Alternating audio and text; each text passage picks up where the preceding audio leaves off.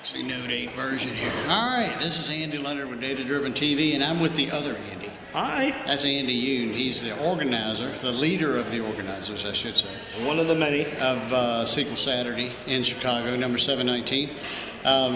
Andy, you work for this company. And who is that? Oh, it's a company that happens to be called Century One. Bum, bum, bum. There we go. And we should have played a little music or something, a little night train or something. Yeah.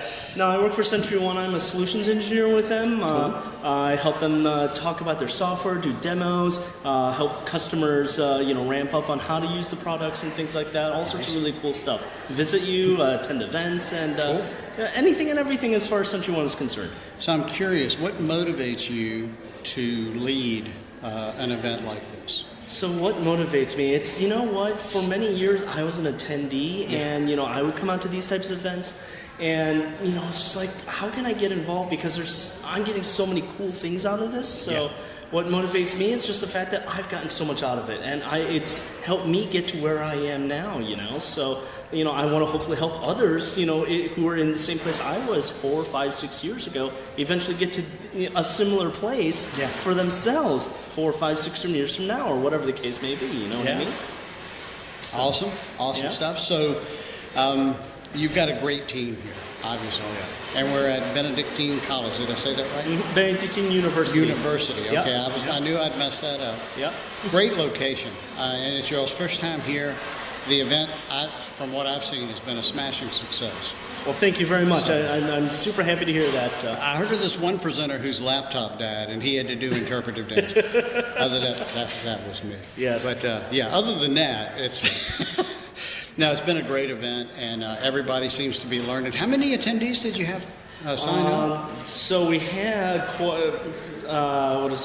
around 500 or so sign up, with a couple hundred on our wait list. We're notorious for wait listing super early. We actually had our wait list 3 months in advance. My goodness. Last year we had our wait list 2 months in advance. Wow. So, That's a lot of people interested then. It sure is. Sure is. Because of our location, we're very lucky to draw people not just from the Chicago area, but also from Wisconsin, from Indiana, and even Iowa. So we draw people from all over. So we're very lucky that way. And one redneck from Virginia. So hey, we have someone from Norway here. Yes, that's true. We have Catherine. I talked to Catherine just a little while ago, so our listeners will be able to pick that up. Yeah.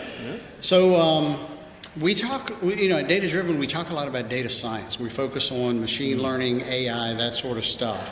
Where do you see yourself and maybe Century One and the community fitting in with that? I know it's a left field question here, but yes and no. So what I can say as far as Century One is concerned is that we have a couple of data scientists on staff now. Interesting. And they're doing some really cool, innovative work, things that I can't necessarily talk about. But we're doing. You might be able to guess and imagine that. Hey, if we have data scientists on staff, Century One.